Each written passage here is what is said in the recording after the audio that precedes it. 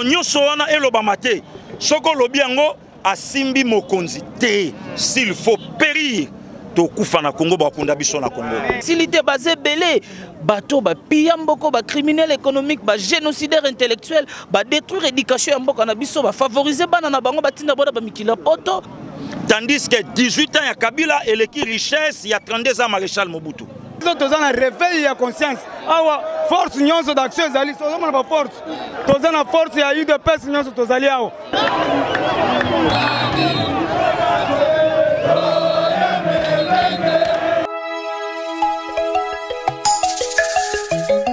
Oui, mes chers internautes de votre magazine, exprimez-vous, nous voici sur place.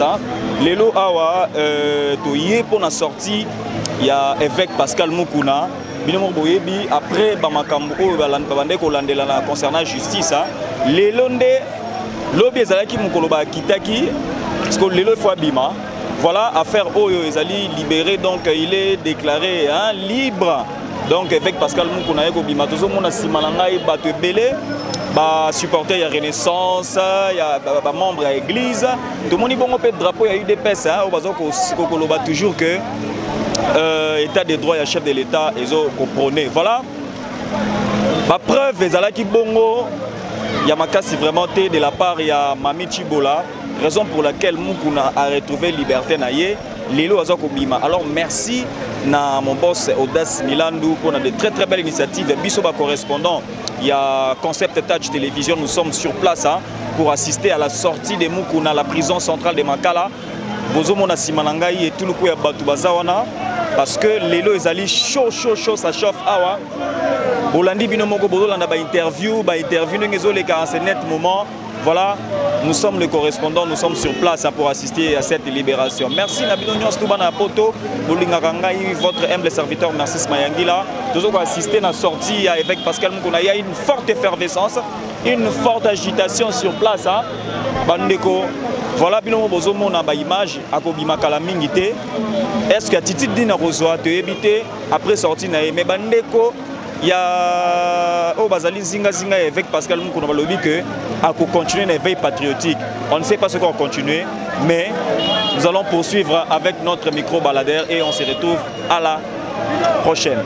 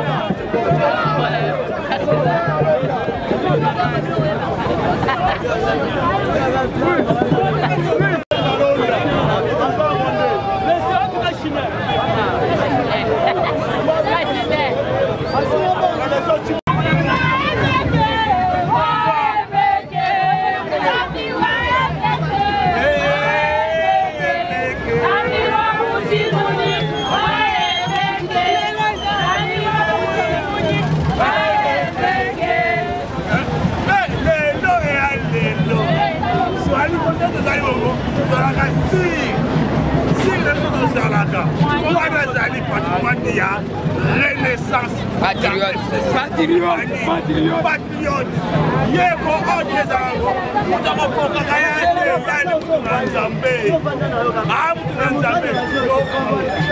nzambe dite nous avons été comme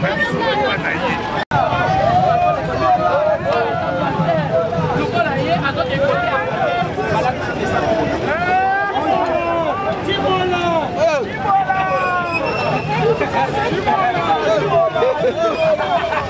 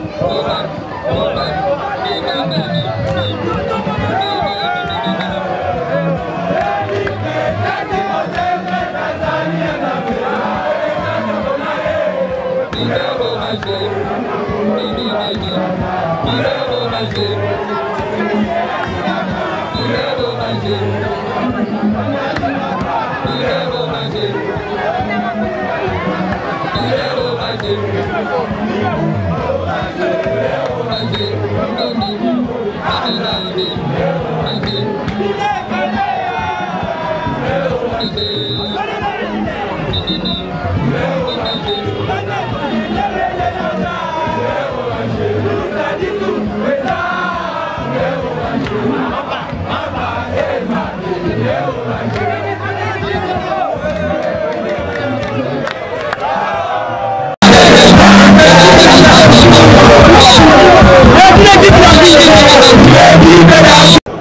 Il bénisse aussi ta femme, Maman Denise, na Maman Boti, Maman Marthe, et na gouvernement, na peuple congolais, na basali, on y soit là qui fait deux pour na mukuna.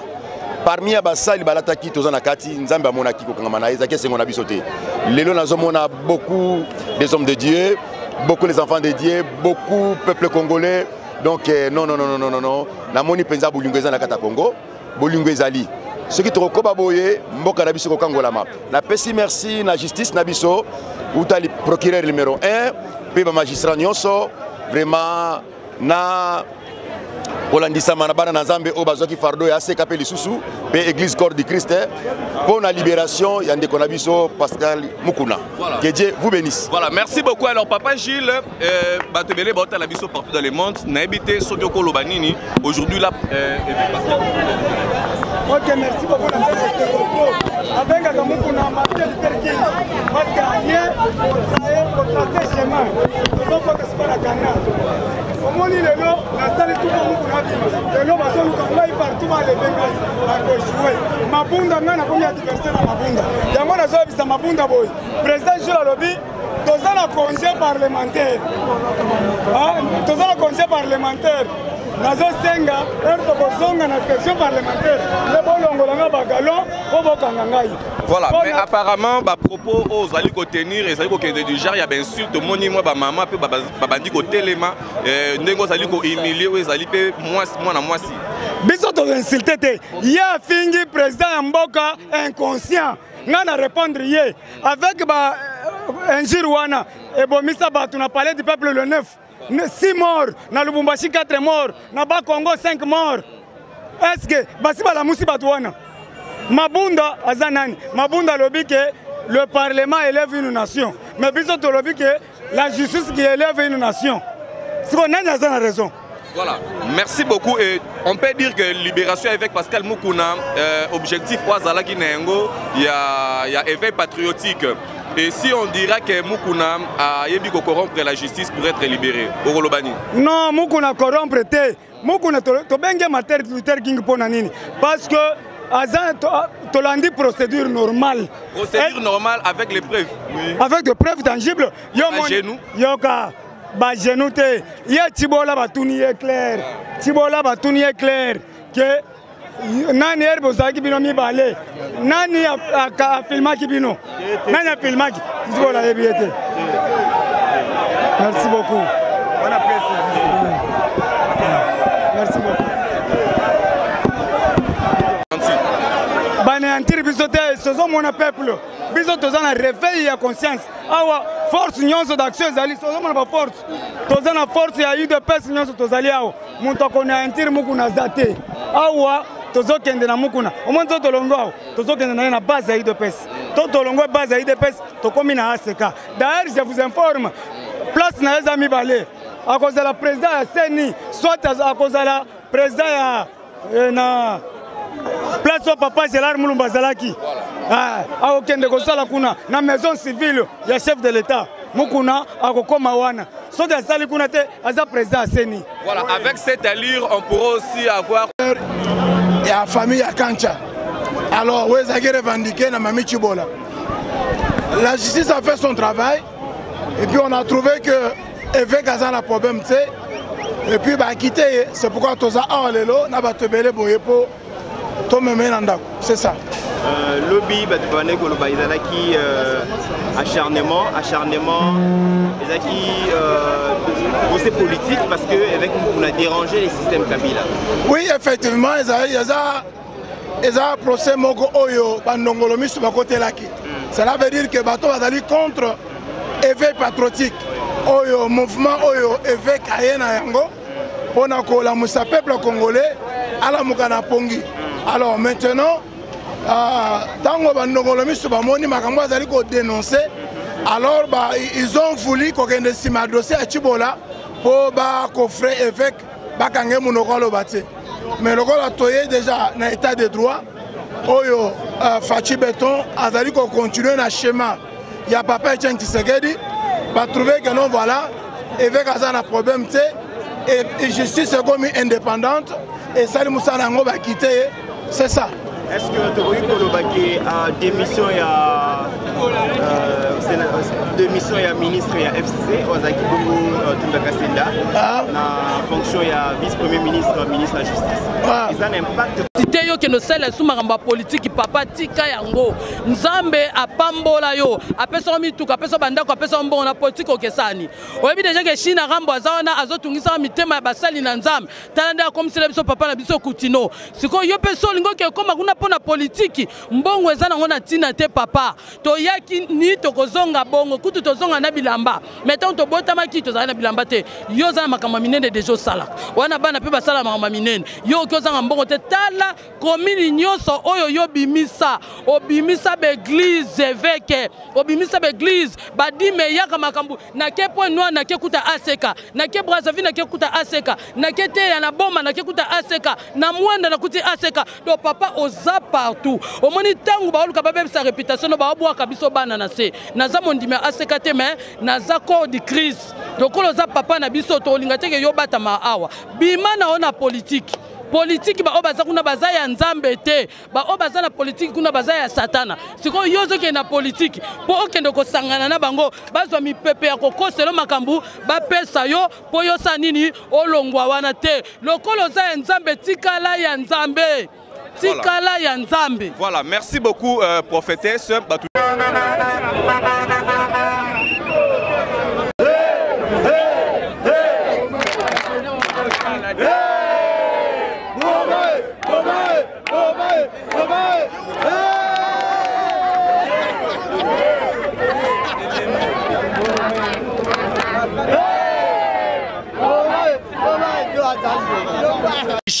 Mutumoko azana 15 milliards, Mutumoko azana 50 milliards, Mutumoko azana 500 milliards. À combien plus forte raison Maréchal Mobutu Mutaboma Mboko? Tandis que 18 ans il y a Kabila et l'équipe richesse, il y a 32 ans Maréchal Mobutu. Vous comprenez? Kabila tikeli biso bateau te, mais papa fait kalobi na biso, Kabila sali bateau il y a 5 étoiles. Mais Congo ezana bateau te, Congo ezana avion te. Si koto lo bate bateau nyonso batelemi ba buriki te, toi bali ba licencié ba yali. Si ko yo tuna ba bulletin de paye na biso à fin du mois. Donc nyonso wana eloba mate. Soko lobi yango asimbi mokonzi te, s'il faut périr. Tokufa na Congo bakunda biso na Congo. Mais soki na congolais na réclamer droit ya mboka na biso tokolonga bitumbo tina suka. Pourquoi ben rabino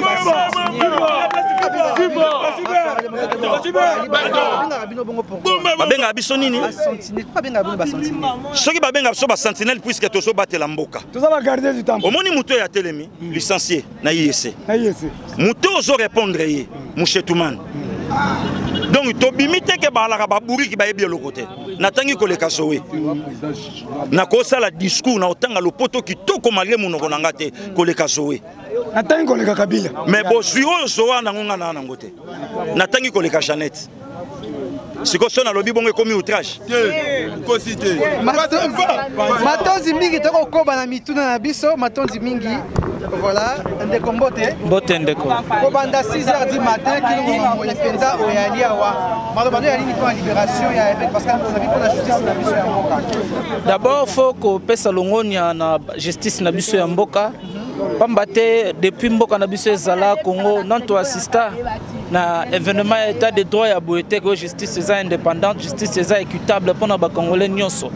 C'est pour une première fois que mon directeur et cabinet, chef de l'État en fonction, ba kangaye pe ba sambisaye ba condamné petit sikoyo azo continuer na makala azo kozana makala en face à place toza malgré ba jewana bazo sala o akbeli o asali boye na habité et dit Kapen azalelo na prison depuis 20 ans notre kate dit Kapen abeli mais yé a kotika kalobi akomi kobela lelo toyozwa papa évêque l'homme de l'éveil patriotique azali moto azo mérité soutien ya ba congolais nyonso dipsika nyonso tozali pambate il a osé makambo bato balobaka na kati ya bachambre bato balobaka na CC ke Kabila fo bakanga mais aucun Congolais courageux azwaki initiative ya komema plainte na justice pour na monsieur Kabila yango wana papa évêque bayaki na dossier le Lokuta parce que FCC a caractérisé na mensonge, FCC a caractérisé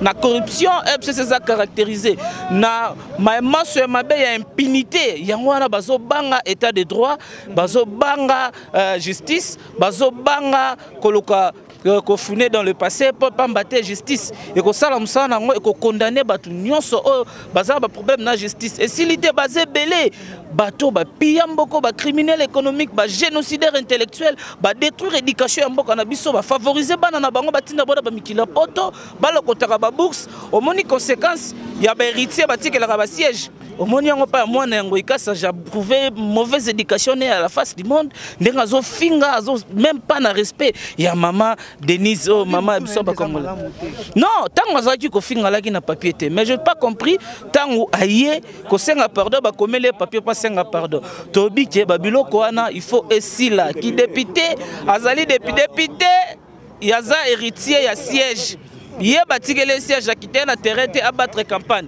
yango wana seul moyen ko mettre fin na biloko na ba biloko to ba mabunda bosala c'est la dissolution du parlement seule chose ndeko pesa que to bandela comme ça total la siko FCC azwa majorité total la siko papa Molière nanya ko voter pour papa na sakali na ba congolais batu ba voter yebisa bango ke na bosani kala ka muta FCC ko yebisa bango mais bana selemba so moni tata na il faut bakanga faut bagangela comment yo ye bazui mingongo ba pesi yo komi kuna na bosani ko lobaki na zamuta FCC yango ana peuple congolais ba député ngulu ba député baba il faut que ça bango tout à l'écart il faut que sukola parlement il faut que créer mapona masolo pona ko voyager à ping pong et salemaki na cour constitutionnelle il y a validation il y a réinvalidation ndenge to monaki ba député musu ba ke ko lala kuna ba ke ko tambola makolo ngulu yango ana peuple congolais de partout toza toujours vigilant to bangate et loko zate mutako bangisa muninga zate Congolais ya biso nyonso plainte oyo bazo sala contre Mabunda dans ce pays il y a déjà ba mérité de bakangama bato loko ba muzitu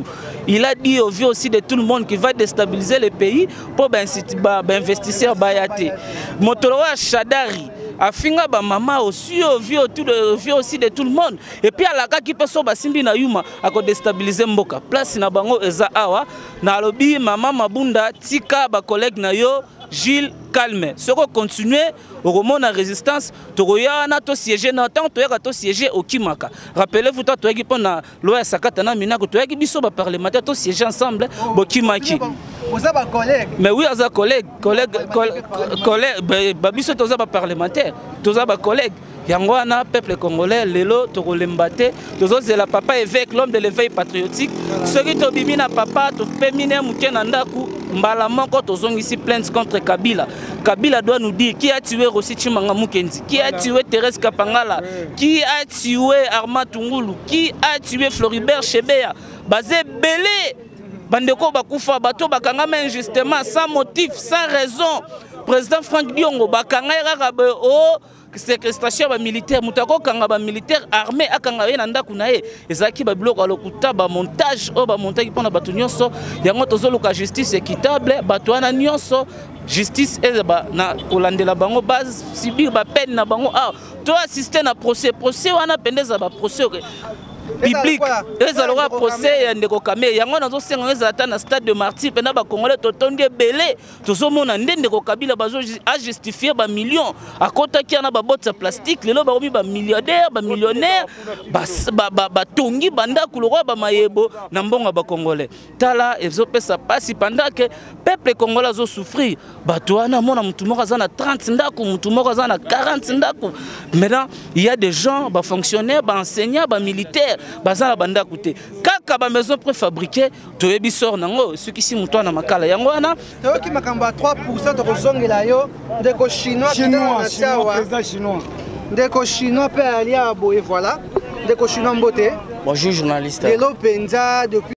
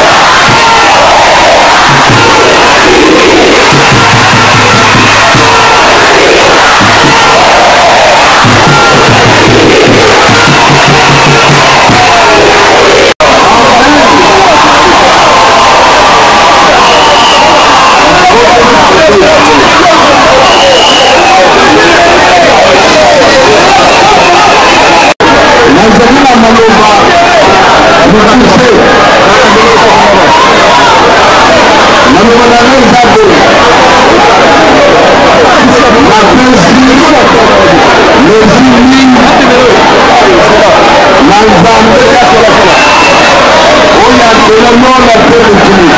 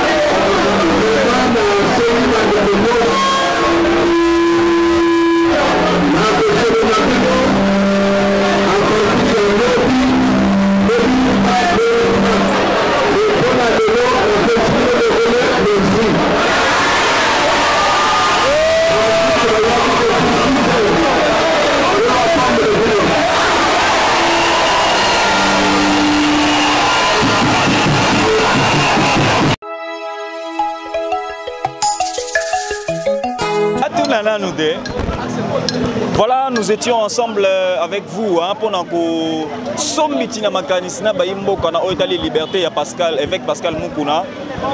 Voilà, vous allez qui belé pour la chaîne na bino concept touch name mission na bino exprimez-vous. Voilà, l'évêque Pascal Mukuna est libre.